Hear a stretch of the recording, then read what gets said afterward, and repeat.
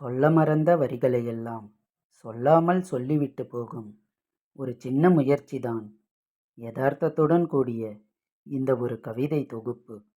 இவன் செந்தில்குமார். அழகாய் ஒரு குறுஞ்செய்தி. நீளமாய் போன அந்த இரவில் கண்விழிப்பிற்கு மட்டும் இடையே கொஞ்சம் தூக்கம் என ஒரு வழியாய் கடந்து வந்தது அந்த அழகிய காலை. அங்கே காலை மலர்களும் சாலை சிறகுகளும் குளிர்ந்த காற்றோடு சேர்ந்தே அன்றைய பயணத்திற்கு அழகாய் முன்பதிவு செய்து கொண்டிருந்தன. வரிசையாய் ஒரு பக்கம்.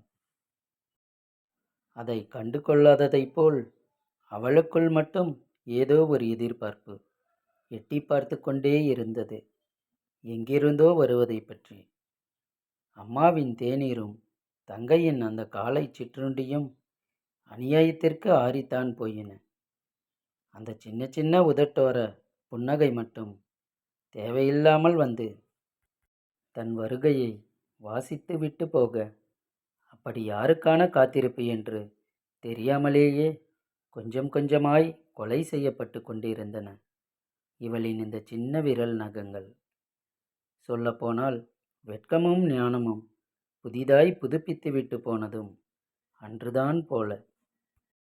தப்பாய் போன புள்ளிக்கோலத்திற்கும் தலையை துவட்ட மறந்த அந்த ஈரமான கூந்தலுக்கும் சேர்த்தே மன்னிப்பு கேட்டுவிட்டு சத்தம் கேட்ட திசையை நோக்கி ஓடி வந்து திறந்து பார்த்தாள்.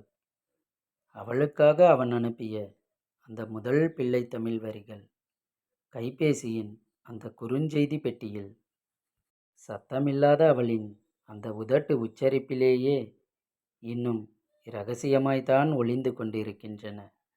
சர்க்கரையை பூசிக்கொண்டு அந்த குறுஞ்செய்தி மட்டும் அழகாய்